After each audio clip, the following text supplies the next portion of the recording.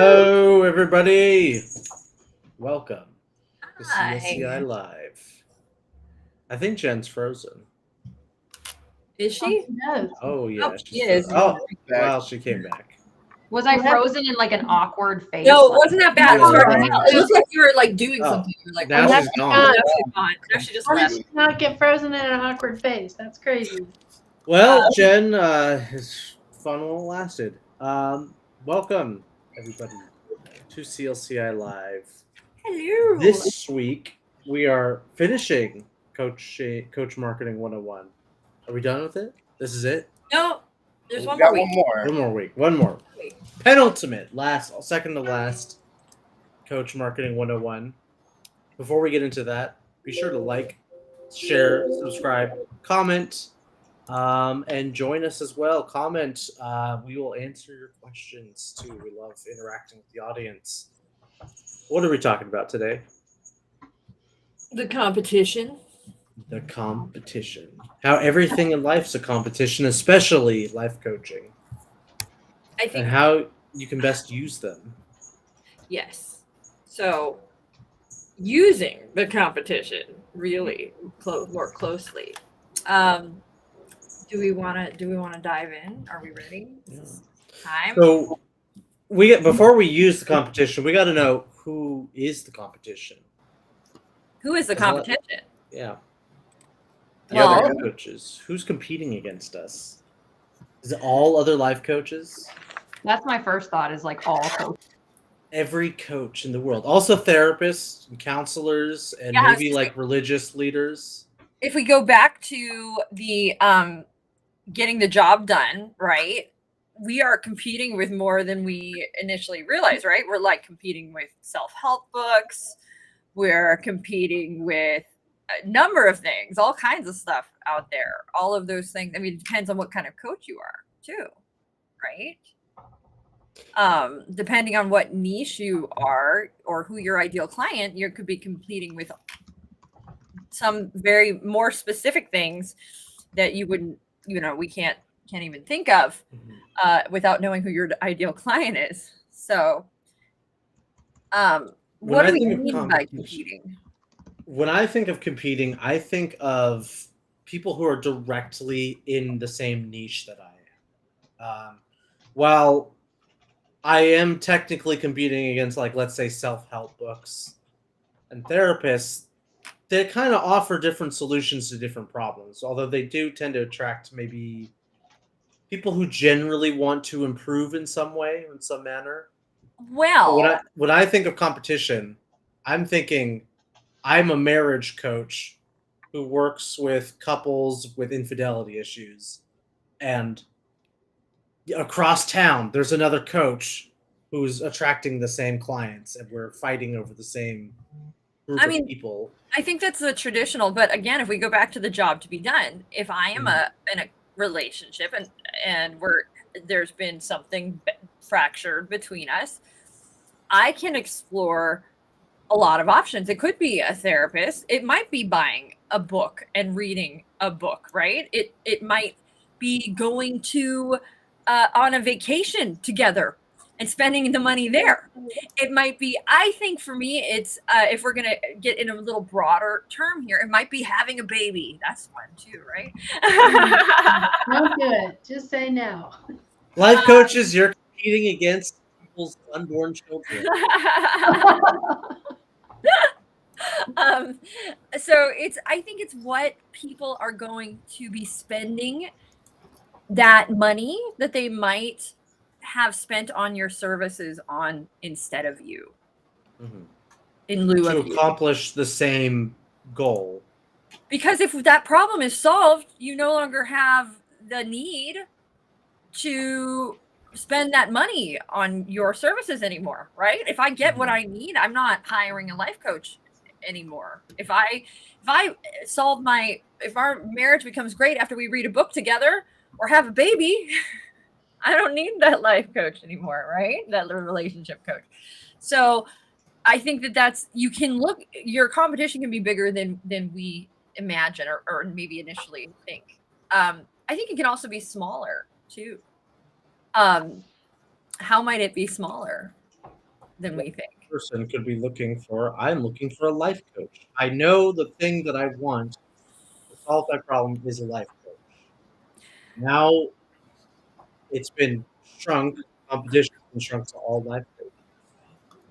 You may be offering different types of coaching. I think yes, that's one way. If I decide that my solution is life coach, and then I go that direction. What was that sound? Cat's attacking my foot. I think that the other way you can make your competition smaller, and you may not even realize that you're making your competition smaller, is depending on how you niche yourself and how you present yourself. You might be removing yourself or kicking competition to the curb without even realizing it, right? And making that world smaller, because my solutions for my issue are going to be probably more directed towards people I connect with, messages I connect with, and those that makes the competition smaller. Without us, It makes it more personal though. more personal. It makes it like it feels like a competition rather than maybe an abstract sort of market thing. It's like, oh, there's Brooke. She is another coach in the same sort of sphere, and I'm competing against her for clientele. Well, As like it gets sort of smaller and smaller. if me and my clone, we're hawking the same services, would probably feel a lot more close to personal competition. But I think this will start to help us dive into the concept of using our competition. I think that we get really scared of our competition, thinking they're going to steal our business. But what we don't realize is we might be attracting completely different markets of human beings. Right? And so where we think our competition is they might not be as much of competition as we think they are. And there might be opportunity there. I see Jen's face lighting up. I have a thought. So like in my situation, when I was starting to think about hiring someone, it was like, can I trust this person to not judge me with anything that I bring? That was really who the competition maybe. It was at that point in time, it was one person. It was that person that I had generated that type of connection with, that I felt safe with. So they didn't have any competition, the person I hired. Right? How did you get to hiring I wanted to ask, how did you first hear about them or hire them? It was someone that I worked with who, I didn't know what she did outside of work until one day after we had connected on, stuff in work. I started sharing a bit about myself personally. She then tells me she's a life coach. And I was so curious. What is that? Tell me about that. I'd never heard of that before. It was the first time I ever heard it. Well, there you go. If you know the person, that's only one person you know. No one else can compete against them if you only know one life coach. True. So Okay, life coaches get to know a lot of people. Yeah. To be the only life coach that they know. Well, Yeah. I think in our reading, what we did read about is definitely get out there and start networking. So what Jen's coach did, in essence, was a network. She shared with her and was proud to share with Jen who she was, what she did, enough so that Jen said, okay, let's do this. So I have a question. Did that life coach ever share any information about any other life coaches with you? No, not until I had worked with her. Oh, she froze. Oh, she's getting good. So where I was going when Jen gets back, probably was that. I mean, Even though I enjoyed my. Oh. Okay. Did I come back? Well, Okay, yeah, she's back. You're back. And she's gone. And she's gone. She's gone. Completely Aw. Jen needs to get Okay. better internet. Oh, she's back and again. farm This rock is a other roller shoes. coaster. This is a roller coaster ride.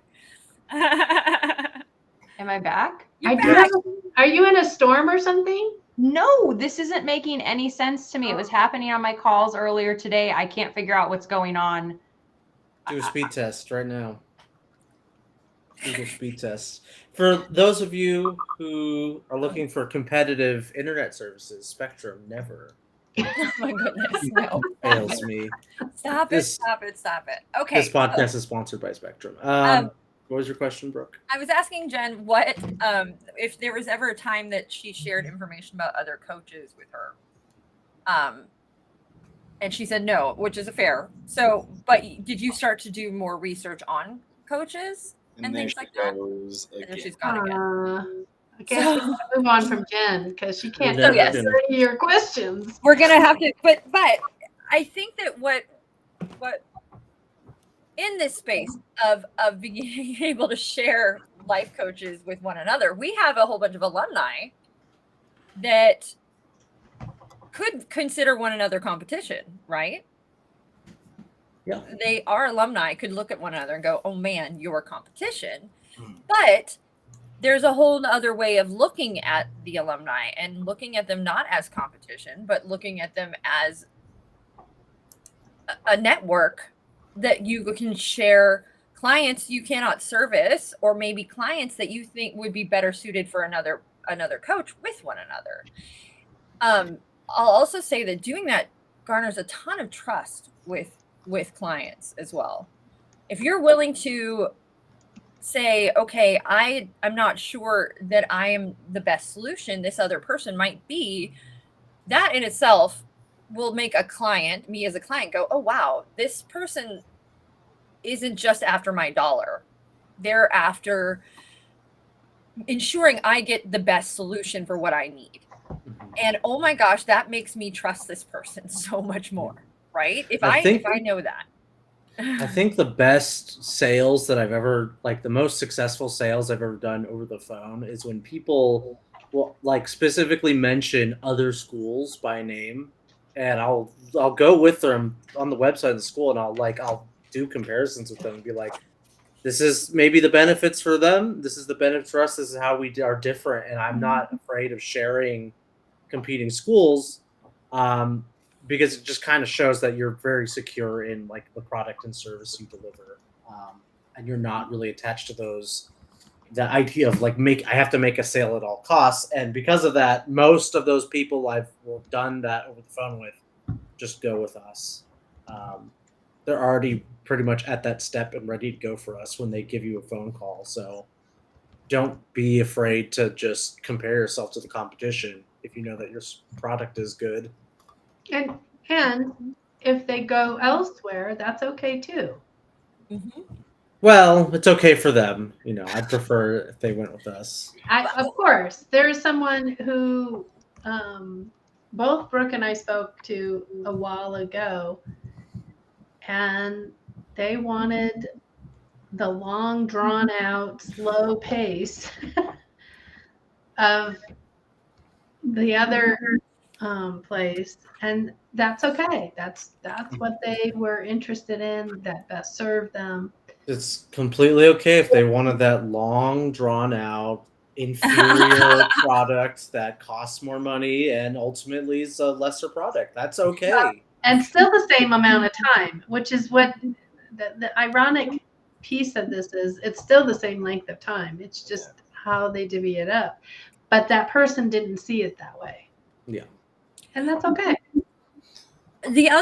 So in this space too, something to consider, you have competition out there that probably has a following, a group of people that trust them, that are like your ideal client, that already are sort of your ideal client, right?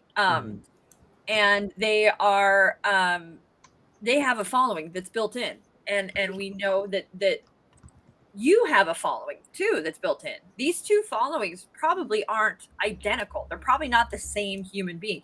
If you each have 1,000 followers, I can almost guarantee you that 1,000 of each isn't all the exact same 1,000 people, right?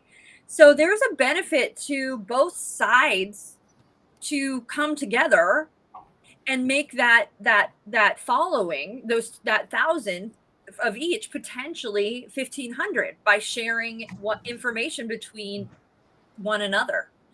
And it's really truthfully what we call co-marketing. You start to go in and co-market. You start to go in and you have to be, it's true, Anthony is right, you have to be secure in what you offer, secure in that you're going to get the clients you are meant to get, and okay with maybe some of your potential clients going the other way too, but knowing that it's going to overall, in the long haul, be mutually beneficial to both. But there's definitely a degree of confidence you have to have in your product and what you offer and who you are in your business, I think, to be able to do that. And it has to come from both directions. It has to be mutually beneficial for both parties involved, right? There's lots of very sort of more nuanced ways to co-market, I think, a therapist to a life coach and things like that. But I would go as far as to say life coaches can co-market with one another. They can create advertising, marketing pods, social media pods where they can cross promote for each other and do that. And everybody can be okay. An example of this too, I think, within our own business here is all of our facilitators, right? Mm-hmm. I think all of our facilitators, they're all life coaches, but they all support one another. They all like each other's content. They all, I would hope, and I think do interact with one another in social media. They could look at each other as competition ultimately at the end of the day, couldn't they? But I think everybody here knows that no, that's not the case. This is a network where we can share our followings with each other. Jerome, what are you thinking? I would say there's another microcosm of that within our company is with our alumni spaces, where I can just, for example, you've got over 2,500 coaches in our alumni group on Facebook, but I'm sure most of those that are in that group aren't looking at each other as this is a space where I'm competing against 2,500 other coaches. You're actually looking at it as a space to collaborate, to assist with your business, and potentially, kind of like what we were speaking earlier, if you can't serve them, a space for you to potentially pass along a client or even pick up a client. So even in a space of competitors, it doesn't mean you're always competing against them. I wish that they would. I wish that our alumni would unify more and utilize one another to grow followings and really delve into that. How can we help each other, and what can we do to help one another? I think that would be so beneficial to so many folks, because I know there's a lot of new coaches out there starting out and on platforms like Instagram, on platforms where they could share followings with each other. And I think embracing that is a very powerful tool. Maybe some folks don't even know how to get started or are too scared to ask. But I encourage everybody out there not to be too scared to ask, not to be too scared to reach out, and not to be too scared to co-market with somebody that might feel a little bit like competition, because I guarantee you it will be more benefit than loss. I can guarantee it. Also, I want to say a space of analyzing your competitors and maybe picking up a few things that they're doing well within their marketing. And it's not necessarily where you're copy and pasting, but utilizing it and shifting it to where it works for you and it is your own. That's a space for analyzing your competition and not, shying away from them, just trying to build as big of a barrier between you and them as possible is going to be a space where it can be helpful. There's a funny, it's an interesting kind of space to run into. I completely agree. Look at what your competition is doing well and find your successful competition, right? It can be kind of hard sometimes, I think, though, for life coaches to know how successful another life coach is, right? Because I don't think there's any life coaches out there going, man, my business sucks. This is not working. I think that they tend to put their best foot forward, right? And appear as, I think any business that's successful is going to put the best foot forward. So it can be a little scary to assume that oh, that's got to be super successful. However, I think that you can know when it resonates with you and your message. When something that they're doing really resonates with you and your message. You can also tell by interaction on social media and things that they're doing and seeing if that's working, right? And then going, okay, let's make this my own, and testing out something similar that's done in your own way. One of the things I love to think of too is how can you look at what they're doing and make it your own and make it better. And when I say make it better, I mean make it better for your client, your following. But there are marketing and messages, I think, have been, I mean, it's been done. There's nothing that I think is brand new out there in this space. So there's a ton of work that's already been done for you by your competition, and utilizing that. It would be a misstep not to, right? I used to, as a designer, get sometimes would like to like wash the palette and like ignore what anybody else was doing so I could create something that was original or my own or something along those lines. But then I came to sort of realize I did better by looking at what was already there and then making sure that it looked like it was its own thing. It was independent of that. It was a reinvention. So it was became important for me to look at the competition and know so that I could do it better, make it my own, and make it stand on its own as well. You brought up the example with art and painting. I see this in the writing communities as well. There will be people who are like, I don't want to read other authors in the same genre or nonfiction genre that I want to write in because I don't want to be influenced by them. I want to make my own thing. Doing yourself an incredible disservice by not doing that. Essentially, you need to look at the competition to get even a context of what you're working in. And then once you have that context, you can start to do crazy alternative things or put new spins on things as a competitor. As well, Brooke, what's that Harvard Business School thing that you did a while ago about sort of disrupting? Mm-hmm.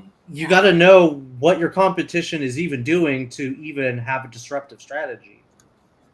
And a disruptive strategy means that you are able to break into the market. And when it becomes true disruption, when you're truly disruptive, it means that you change the way the things have been done are being done. So I think we kind of as a school are very disruptive because most other schools, life coaching schools out there, have a long scope of training. And we came in and said, we'll do it in 3 days, right? We caused some disruption there. That changed. And you've seen other schools attempt to adapt to shorter models, attempt to create shorter models. Because of the success of our school, we could say. And so we were a disruptor. Our school is a disruptor in the life coach training field. It absolutely is. We keeping our pulse on it though, we can't rest on our laurels, always have to be making sure that we are innovating and remaining on the pulse of things and able to adapt so we don't get disrupted, right? That's the secondary thing there, that somebody comes in, studies us, finds a better way. So as a life coaches, I guess think of the most typical life coach you can think of, and that's what a lot of the competition's doing. And then what can somebody do to disrupt that? What comes to mind for me is like, okay, I'm a life coach, I have maybe a package of programs, I maybe write a book, release some blogs, do some YouTube content. Doesn't really seem all that disruptive. Well, the thing, I can tell you how to make yourself disruptive proof, essentially. Mm-hmm. And that goes back to what we talked about with the job to be done. It really does. It circles back to that, because it's more getting the job to be done is more than just that. It's also how you solve that problem, how you do that job. And if you create a solution that is custom made to the needs of your client and is delivered to your client in a way that is perfect for them, fits right into their life and their schedule. If we go back, the milkshake, right? They could run in, they could get in and out. It was thick. It had all of these things that tailor made it to be the right solution for them. If you want to sell more, how do you make it a better, even better solution? Well, maybe they need to get through the line quicker. We can make a shortcut. We can make sure those shakes are ready. We can, you know what I mean? So if you take your product as a life coach, and I know that my client is a busy woman, works all day, she has a small amount of time that she can set aside for herself at the end of the day, and it needs to happen in a way that is convenient to her. She has to, she's got to pay, or let's say she's got kids that she picks up, they're at home, so how can I make my life coaching services tailor them to her needs? I can give her a 30-minute session.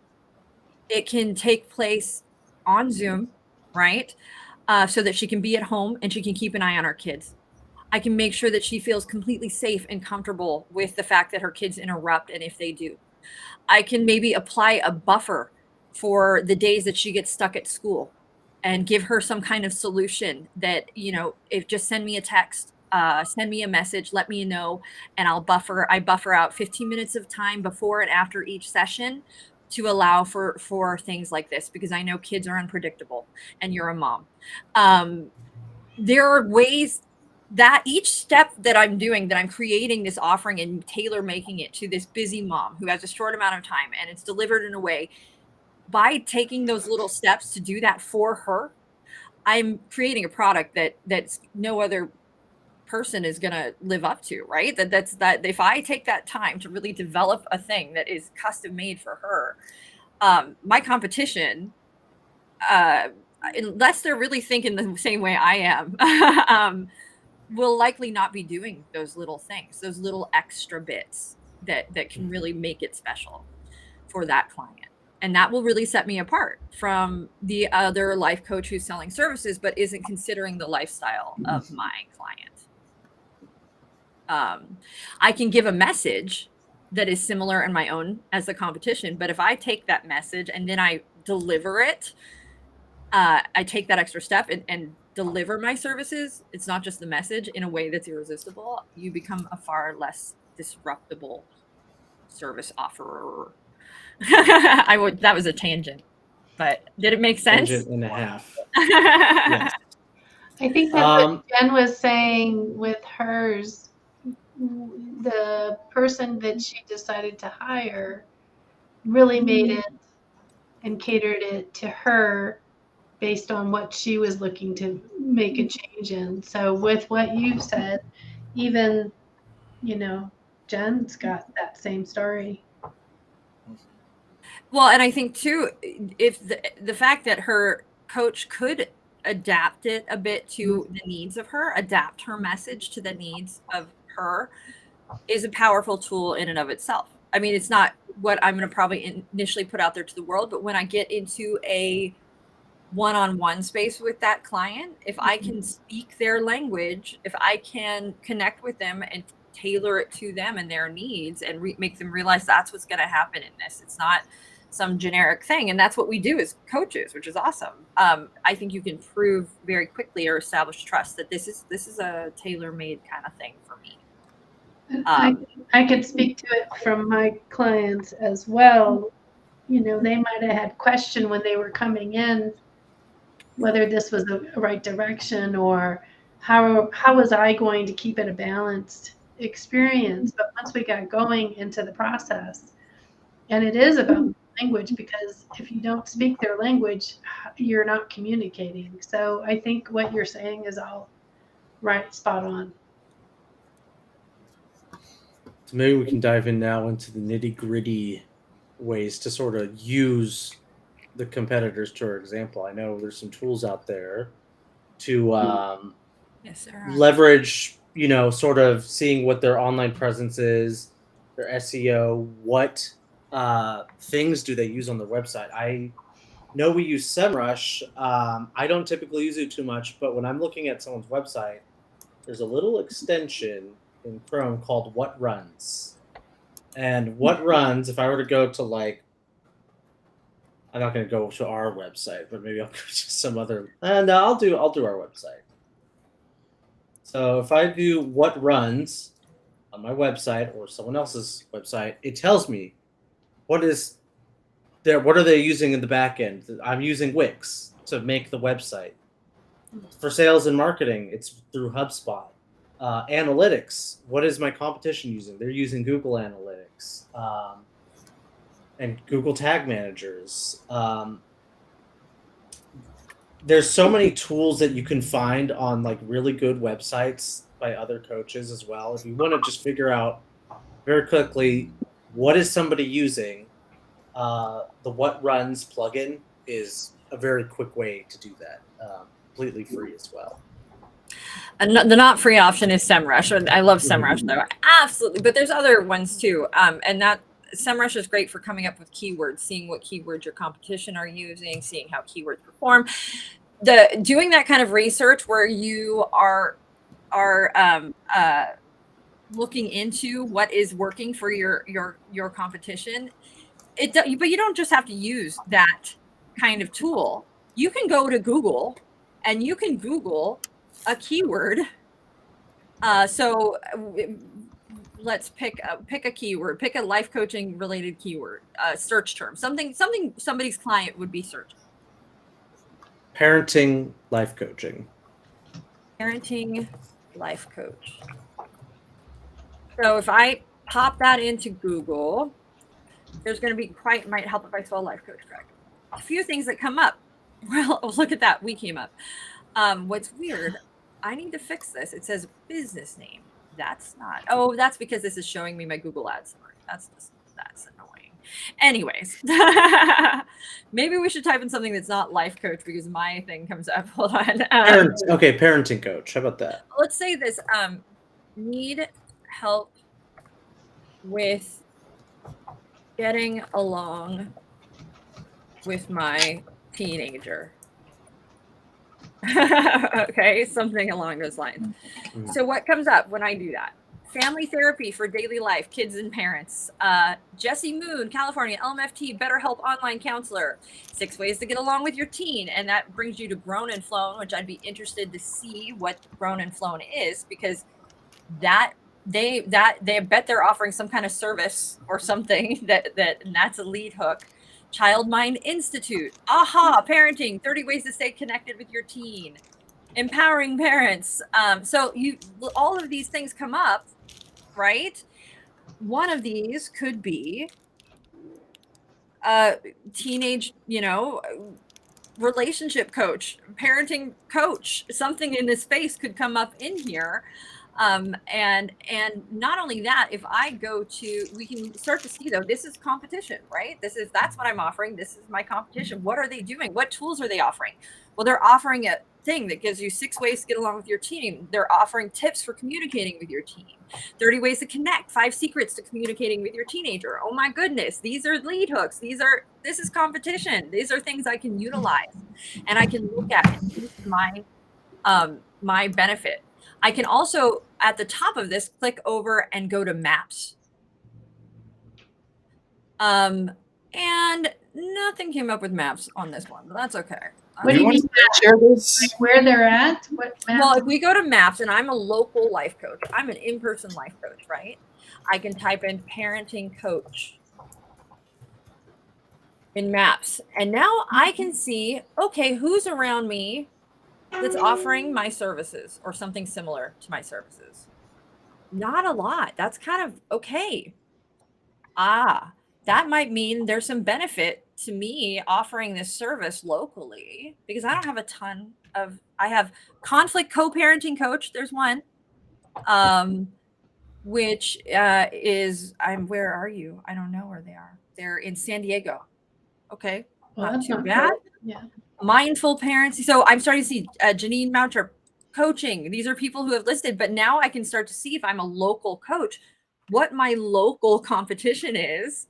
And I bet that takes a much smaller, it makes it a lot easier to outthink your competition, right? When you become a big fish in a small pond at that point. For those who are searching coaching near me. Unless you name your business Coaching Near Me, you know, and then it'll just take you directly to your site. So these are free research tools, free ways to research your competition. It's Google Maps, the tool Anthony gave. Any other ways you guys can think of looking your competition up? So maybe in not underhanded, but it's getting to a little. It feels a little skullduggery. Is tracking, either signing up for the marketing of your competitor, so that like you're to them, you might just be another person in their emailing list, but you are getting, you know, alerts when they have new offerings or they're going on sales or maybe restructuring things. You'll be, you know, among their clientele to know. There's also websites and other things you could use to track changes on the competitor's website. I used a program a little while ago that was a Chrome extension. I forgot what it was, but I just looked up, you know, website change tracker. There's one called visualping.io. I can put in a web page. So I went on to Certified Life Coach Institute. I put on the web page for our prices, for our offerings, and I can drag a little box to just write on the pricing part to see if a change happens. And it'll send me a notification, hey, if my competitors are upping the prices or lowering the prices, and I do that across all my competitors, I can sort of track these changes that are happening. Are my competitors tending towards increasing the prices? Am I lagging behind, or are they reducing their prices and I need to maybe start reacting to these sort of market changes? So those are some ways. I'm not going to react to what our competitors are pricing. Just kidding. Just some ways to maybe track to see what your competitors are up to. Another great tool as well. You've got to be kind of careful with using it, but it's something we certainly use, is Google Alerts. So we have a Google Alert set up. It's how I find. So anytime anything on the web is posted and it says Certified Life Coach Institute, I get an alert. Period. You can make that alert anything though.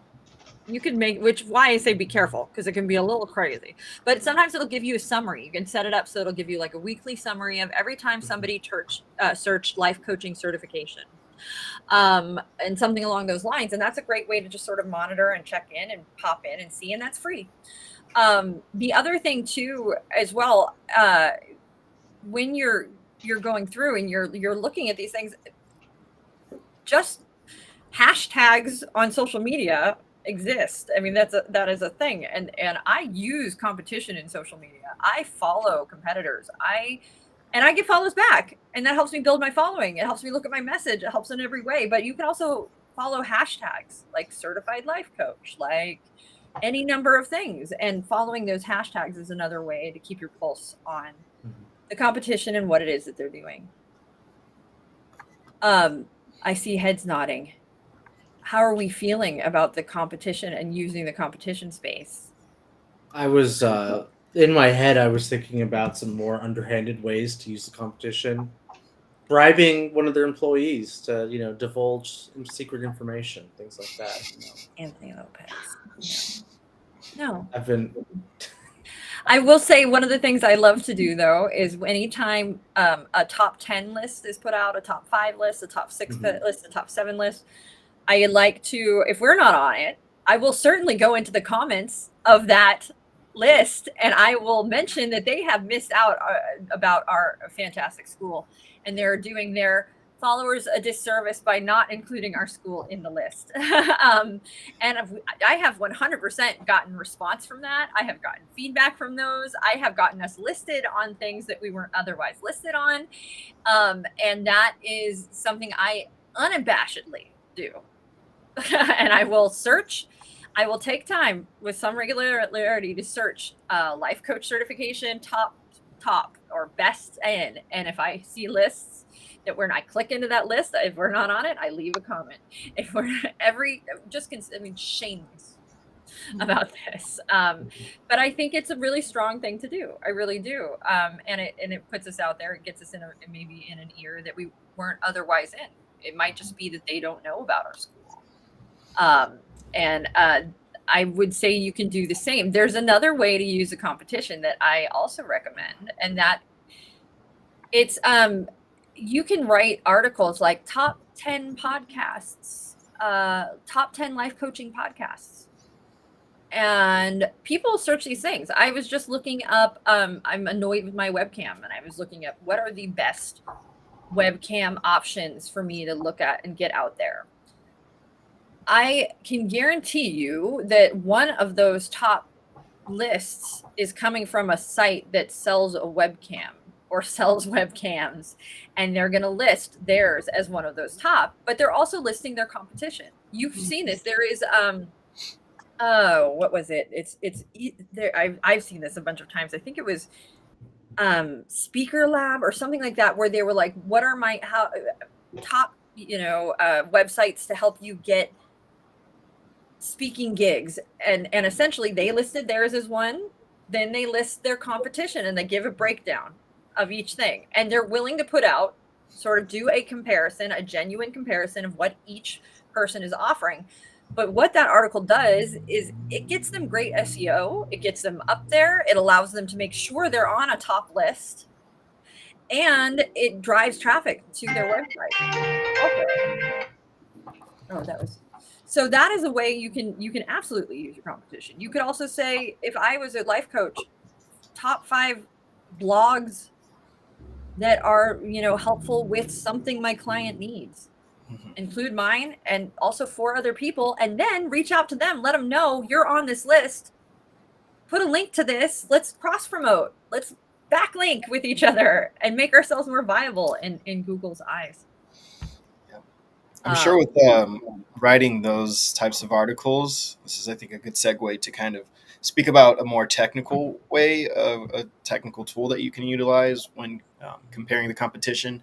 It would be a SWOT analysis. That's probably something you're going to want to do if you're going to write a fair article about your competition.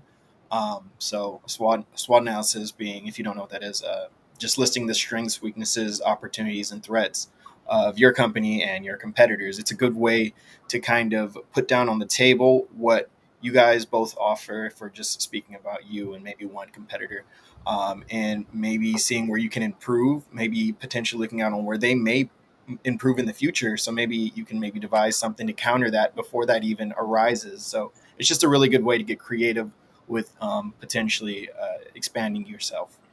I think we've done a live on how to do a SWOT analysis too. So Yeah, we did that years ago.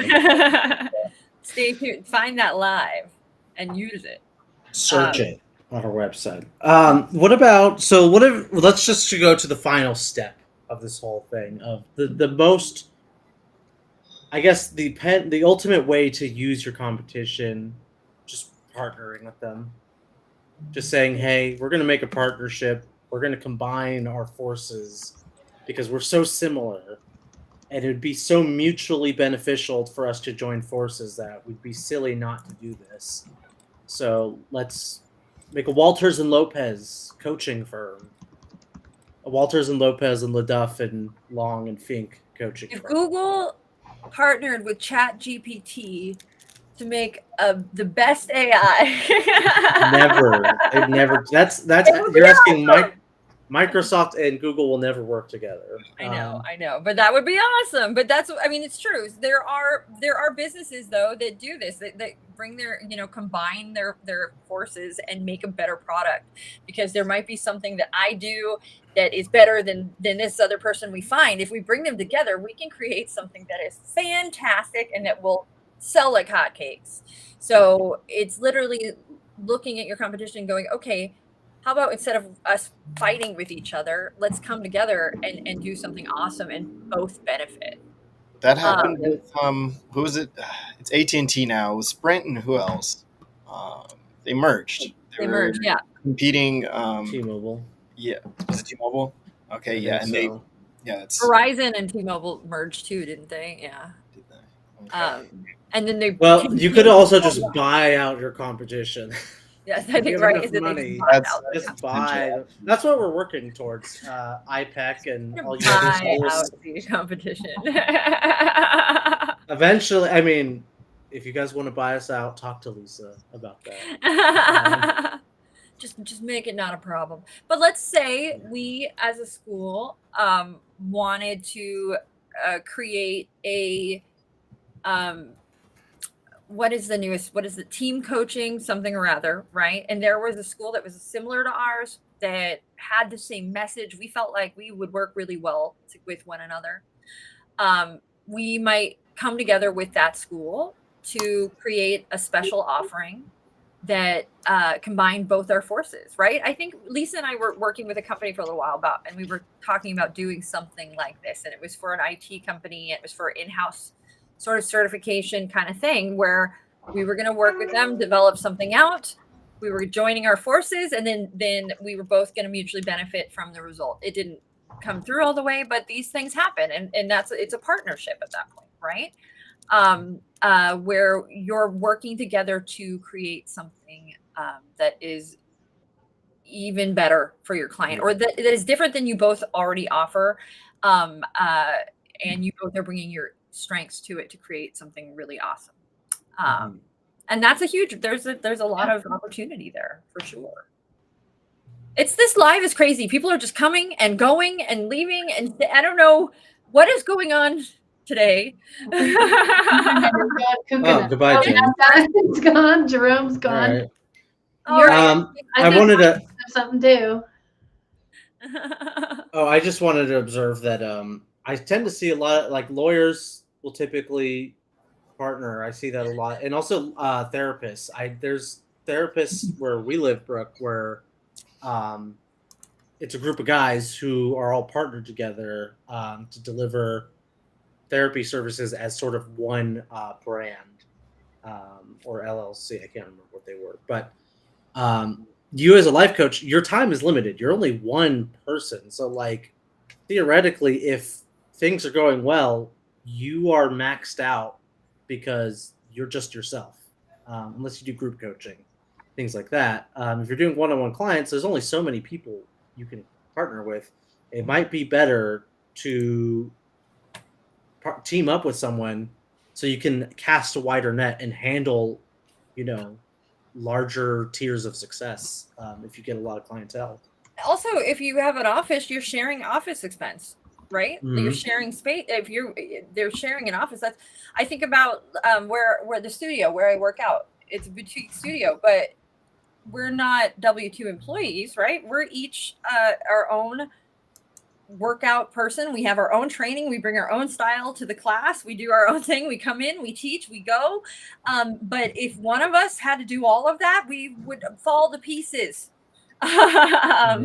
So it's that kind of thing where you're sharing the what needs to happen amongst each other. And then how awesome is that? You've got a group of people you can collaborate with to do like group coaching. You're splitting the difficulties, splitting the duties, splitting the marketing, splitting all of these things that you would otherwise have to carry on your own shoulders. So I think this is a huge and amazing message. Don't go into this thinking, okay, I am in this alone and I've got to do it all by myself. If you are willing to take a risk and trust some other folks or life coaches that might be sort of your competition, you could probably serve a lot more people and do a lot more good, because now you're sharing the duties, you're sharing the responsibility, you're sharing a lot of back end costs and time and energy resources amongst more than one person, and sharing other resources that you may not have with one another. What is that saying? If you want to go quickly, go alone. If you want to go far, go together. Yeah.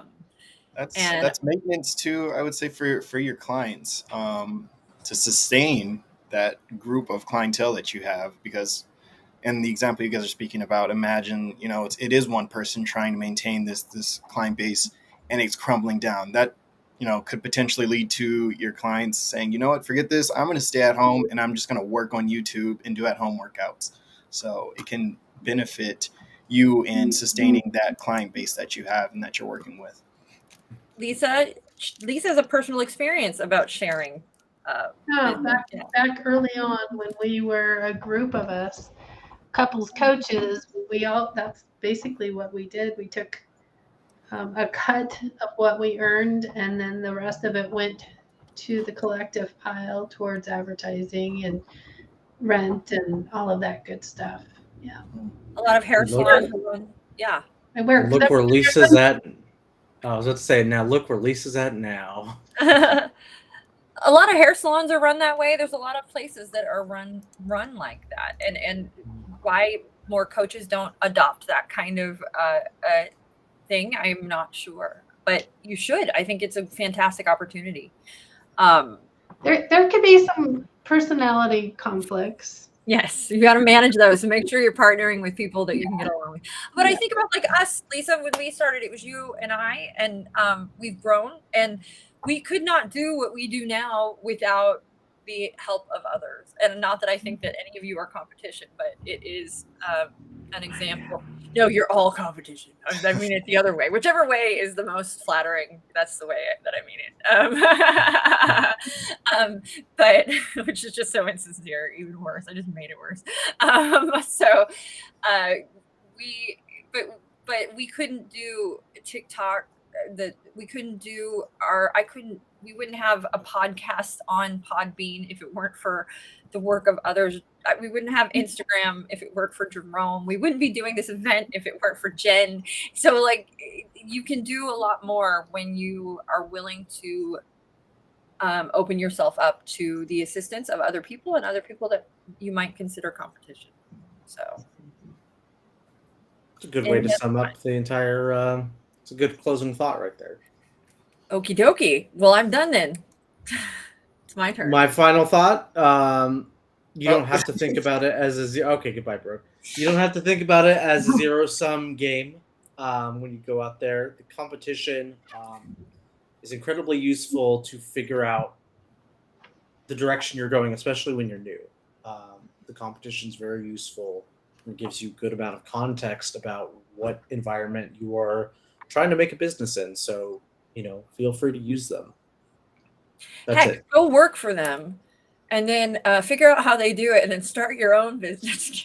You're totally joking, Jen. There's no way.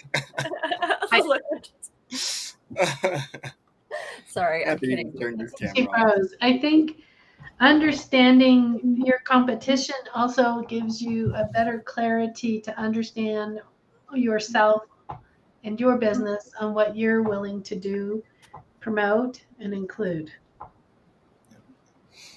Jerome? I'll say keeping an eye on the competition.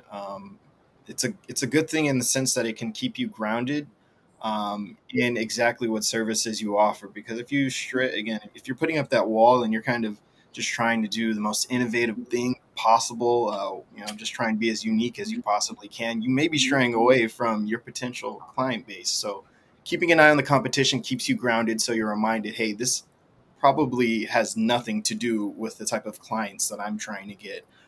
Just because I'm comparing what I'm doing and what they're doing, it's totally different. They're over here, they're successful, and I've been trying to be as unique as possible, and I'm struggling to find clients. So it's a good way to keep you grounded, I think. Jen, final thoughts before you disappear? I mean, I'm afraid to even speak because I'm going to freeze or disappear. So, but I am going to go watch this live because I feel like I missed a good portion of very helpful stuff. Great closing thoughts, Jen. All right. Thank you so much for watching out there. We had technical difficulties today, but I think we muddled through. Go out, check out your competition, and don't be afraid to talk to them, touch base with them, interact with them. Don't just think of them as some big scary thing that you can't interact with that is stealing your money. Maybe maybe they're really fantastic people and they might want to work with you. You never know. So I want to close with one thing. There's enough out there for everybody. So as long as you keep that in mind, I hope that can keep you motivated. like, follow, subscribe, share us with our competition too. Let them know what we're doing. Okay, that's all. We're certified life coaches too. We certify coaches in 3 days. Okay. Bye. Bye.